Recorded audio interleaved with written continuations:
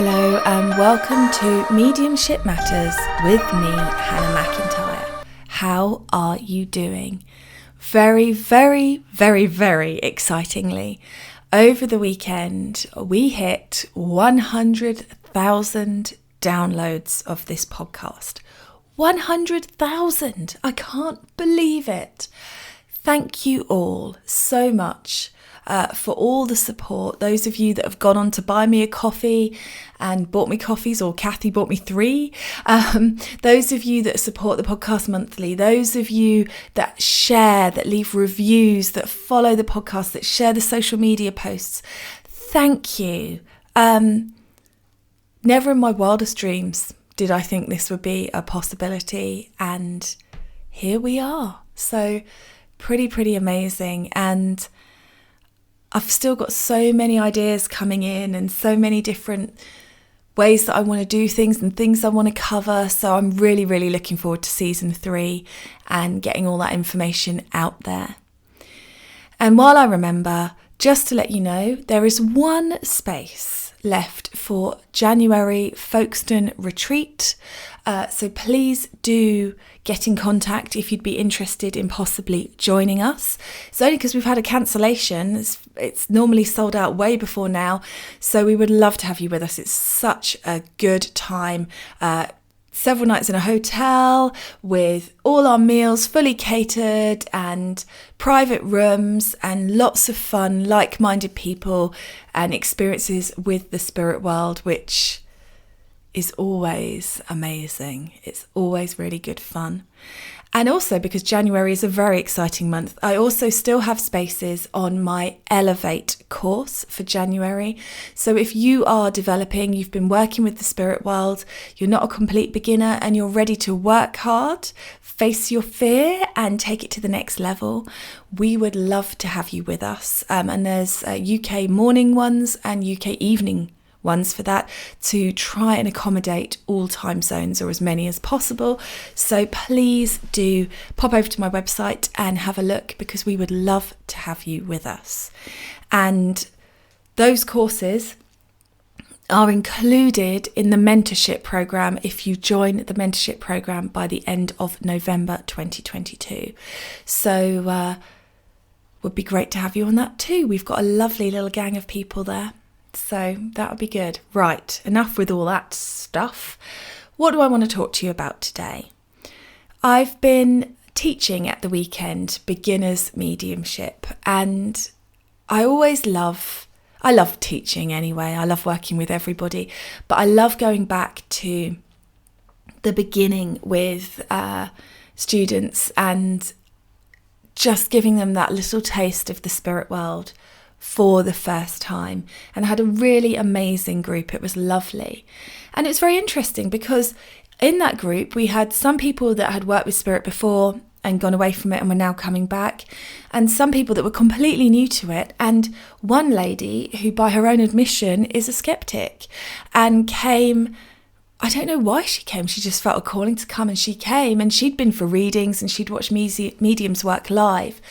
And she said herself at the end that actually going on that course gave her such a great understanding of what it's like to be a medium and how it really works, and answered so many questions about why it is that we're not just getting these specific bits of information that people want and all of that. And obviously you guys all know they don't have a voice box. We're working with energetic charades. We're doing our best. But I think experiencing it and having a spirit communicator communicate with her and her trying to share the information really opened her eyes. Isn't that amazing? I love it. And I've got to tell you this really funny story. Well, I think it's funny. But I've got all of the group paired up, spread around the hall. And I'm talking them through spirit stepping forward, and they're with you. They're always with you. Trust into that feeling. Open up to the presence. And I look up at the window and there's a face there. I laid an egg, honestly. It so made me jump. But it wasn't spirit, guys. It was a neighbour complaining about the parking. You couldn't get less spiritual, could you? But it was funny. I did go, whoa, and I had to keep it silent because I didn't want to make anyone jump as they were opening up to the spirit world. So yeah, funny, fascinating. You can't take the humanness out of existence here, can you? And it was one of the things that came up on the course, but I really wanted to explore more on the podcast, is the kind of weird contrast of being a human being working with the spirit world. Because on one side, we've got the I'm not good enough to work with spirit, this idea that spirit are judging us, the idea that spirit want us to be different than how we are, that God is displeased with us in some way. And then on the other side, we've got the human urge to give spirit instructions and tell them what to do. I want it that way.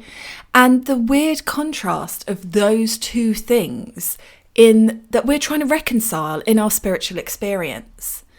So I think you can probably recognise, I know I certainly can, this idea, even if it's not fully formed in your mind, you're not conscious of it being an idea, but this program that runs in the background, that absolutely slows you down on your path. It's like an antivirus on your computer that then makes all the other programs run a bit slower, and starting it up makes it nearly ground to a halt.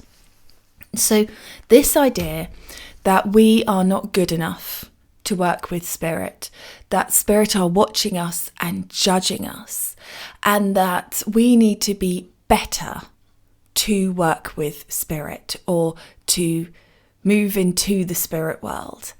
And I had those kind of ideas. Now, why would I have them? I was brought up by an atheist. I didn't grow up under religion in my home, but I still absorbed it from the culture. I still had that feeling, and maybe a little bit with Father Christmas. There's something in that, isn't there? Someone who watches you, who knows if you're well behaved or not, that you can't hide from. We have this kind of shaming culture that we bring in for our children of people are watching and they know if you're good or not. And what constitutes being good? Because one of the things that I've really noticed on my spiritual journey is no matter how hard I work for spirit, no matter what I do, I am inescapably human. I do have horrible thoughts that run through my head, both about me and about other people. I can be judgmental. I can be unkind. And I don't think that goes. And I think the idea that goes is sometimes what holds us back. Now, I do think that you improve. I think when you open up and allow yourself to receive unconditional love from the spirit world, you change your behaviours. Whenever I get a troll on the internet or see someone being troll-like on the internet, I know that they are not sitting in an energy of unconditional love. Because if you are judging anybody else to the point where you need to write a comment on somebody's social media or say something unkind, then you are not receiving any unconditional love in your life. You're not allowing it in. We can understand that. And while we're looking at unconditional love, it's unconditional. That doesn't mean you need to be better to receive it. It means it's there for you right now as you are. So we understand that concept. And then we have that kind of limiting thing of, well, unconditional love for you, but not for me, because I don't feel like I'm doing as well as I should be. And I know that I behave this way and I shouldn't be, or I need to improve this, and then maybe I'll be worth unconditional love. And we keep pushing that unconditional love away from ourselves. I will get it one day, but I just need to be a bit better. And spirit are there sending it constantly to us. We love you, we love you, we love you. In spite of all of those things that as humans we judge. And of course, within that, we also have to accept that we have been the catalyst in our bad moments for some people's learning. In the wondrous web of spiritual wonderment that we have here, sometimes we, in our human state, can be the force for change and development in somebody's life. just like some of the absolute dicky things that have been done to me have taught me things like boundaries, like I need to change my behaviour, I need to change my expectations. They've brought aspects of my shadow, darker self to the light for me to reconcile and deal with. So is there really any need to judge any of it when it's all serving a purpose to get us where we need to be?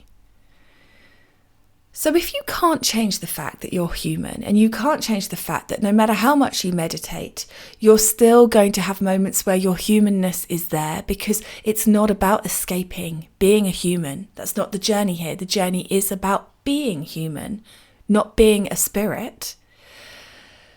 Then where does that leave us when we're trying to communicate with the spirit world, but we keep pushing them away, shutting them off from us because we feel like we're not good enough? And why is it that we hear all this time, all this information about journeys that people have had to go on, and yet we don't allow ourselves to have a journey?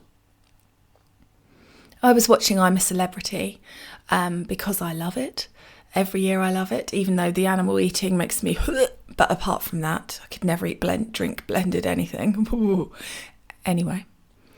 And Jill Scott was on it talking about her journey with football and how much she had to overcome to be a female footballer in her lifetime, and the fact that other parents were abusive to her and things like that. And now she gets the joy of the fact that there are little girls who are allowed to play football, and it's not questioned or restricted by society. It's just allowed. And isn't that kind of thing that we hear again and again and again?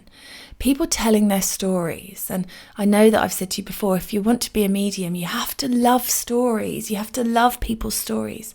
So why is it that we can love other people's stories and not show any love to ours? Why is it we turn away from our story of our triumphs and our difficulties, the hardships that we face to get us to where we are? Why do we turn away from them? And we judge them, and we snip ourselves off from them, and we say, no, I don't want to think about this that I went through. And we don't allow ourselves a journey, but we'll watch somebody else's on the TV and go, wow, that's amazing. I can see how it led you down this path and got you to where you are today.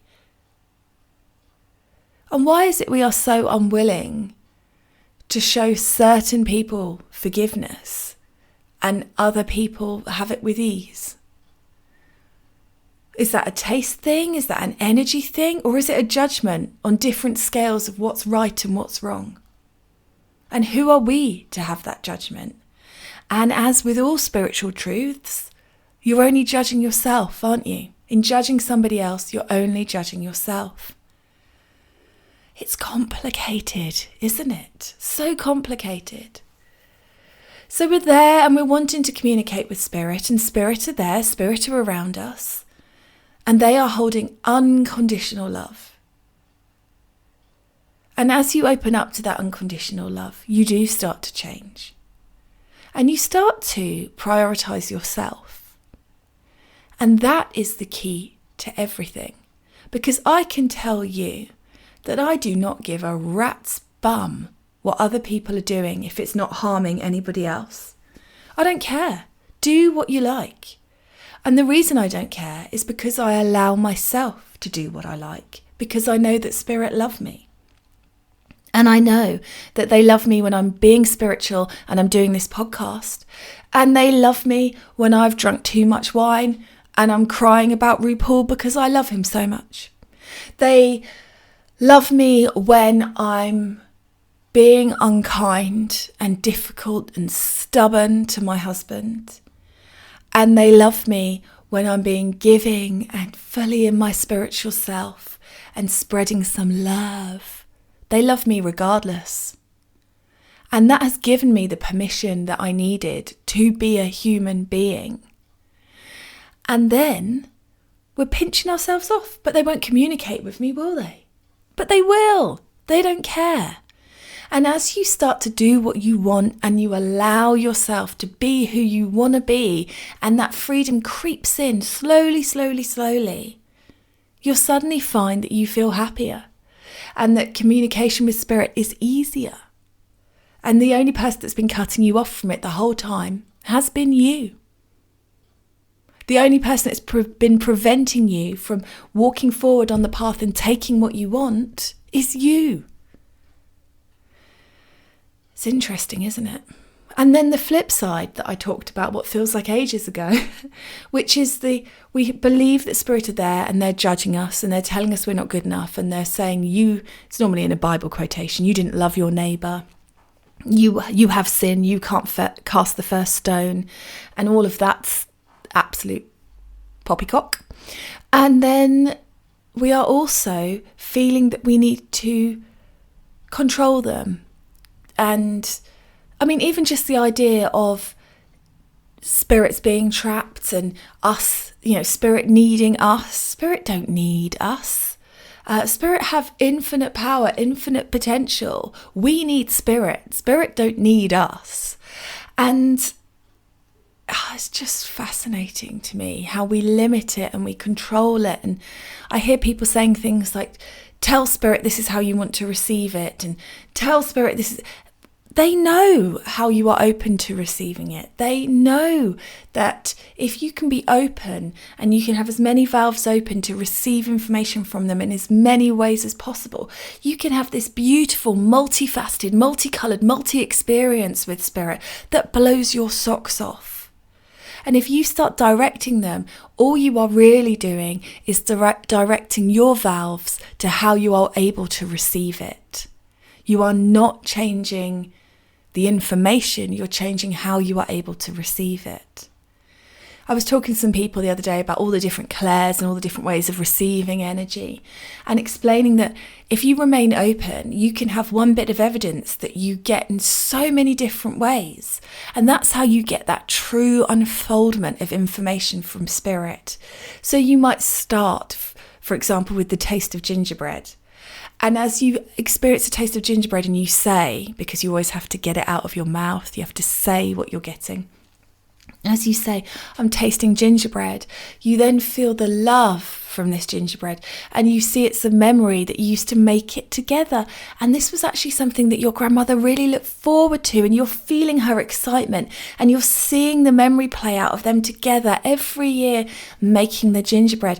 And then as you smell it baking in the oven, you know that they used to play games while they were waiting for the gingerbread to cool so that they could ice it. And then as you feel into that knowing, you know that this spirit has been watching them from the spirit world, and seeing them repeat that experience with their own children, with the same recipe and the same feeling. And you feel the emotion of the spirit, and you hear the words, I'm with you and I see that and you're using my recipe. And it's so multifaceted. Whereas if you are directing spirit and you say, spirit, I only want to see it, or I only want to hear it, you're pinching yourself off from everything else that's available. Does that make sense? Dang nammit, I said it. I've been trying really hard not to say that too much. But isn't it interesting? So why is it that we feel simultaneously, and this is the human condition, I feel like they're judging us, feel like we're not good enough for them, but then feel like we need to boss them around? What is that? That is ultimate humanness there, isn't it? It's that getting in the way of it all. And if we can get to a place, even if we can't maintain it and hold it all the time, but if you can get to a moment in your day where you allow yourself to believe that anything is possible, where you allow yourself to believe that you are completely worth love as you are, without change, and that spirit are with you right now. They don't need to be called in. They're not off floating on a cloud in a beautiful slumber that you're interrupting. They're just there. They're with you. Infinite power, infinite intelligence, infinite knowing, unconditional love. If you can allow that just for 30 seconds a day, it will change your life. If you can allow it for a minute a day, think what you could do with that. And it's sitting in that energy that will give you the answers you are seeking. Because I think quite often we know what we need. I've never yet done a reading for somebody where I'm working with their spirit guides, where I say things that they don't know. They always know it. All you are doing when you are booking a reading with me is having the validation of somebody else saying what you already know. Imagine if you can allow that for yourself every day, in moments, in stages. Imagine if you could stop judging whether you are ready or good enough and just go with it and see what happens. Because they will let you know if it's not right for you. You will know. I've had courses that I've had to cancel this year, things that I tried to do that just didn't work. I tried to do Mediumship Matters podcast awards, and I tried to get votes of different, different mediums and experts and things like that, because we have an award system in the UK, but unfortunately it's very biased. And I thought, I'll do an unbiased one, it'll be amazing. I got a whole 4 votes in it. And I had to give up. Spirit will let you know that that's not right for you. They let me know very definitively. It's like it's got no energy behind it. I will do it. I'll put it out there, and then a tumbleweed will float by, and that will be all I get. And that's okay. That doesn't mean that I'm failing. It doesn't mean that there's judgment from Spirit. It just means that they're showing me that there's another focus for me and that my energy needs to be put in somewhere else. And I don't think there's any shame in that. I think what we need to start doing is tuning into that unconditional love of Spirit, that energy, that essence, that presence, that feeling, and allowing it for ourselves fully. And even if you can only do it for a minute, what comes up for you in that minute? When you tap into your potential in that moment, surrounded by that love, what does that potential feel like? What do you need to be doing? How are you holding yourself back? And why is it that we believe that we have to be perfect to do anything? I listen back to my earlier podcasts, and I can see the improvement, and I have to be really careful to not allow judgment on where I was. I have to be really careful to just be like, okay, I wouldn't do it like that anymore, and I can see how much better at this I am now. But that doesn't invalidate the work I did in 2021. Why can't we allow that for ourselves? Why are we waiting to get it right, to leap? Why don't we allow ourselves to experiment, to grow? Why don't we allow ourselves to have this as a chapter of our story, where we changed, where we shifted, where we grew, where we learnt, without shame, without expecting ourselves to be some sort of kind of superhuman, and just accept that we are where we are and that there is more growth ahead, but where we are right now is good enough.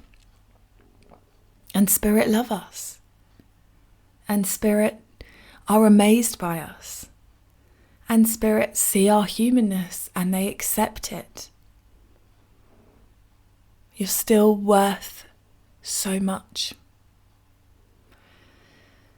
So that's where I'm at the moment, is trying to, again, just lift those restrictions that I've put upon myself that aren't, it's not like a thought comes in and it's like the gallows, and not the gallows, a guillotine. It's not like it just comes in and chops you off. It's insidious, it's hidden, it's secret. It's there just chipping away at you.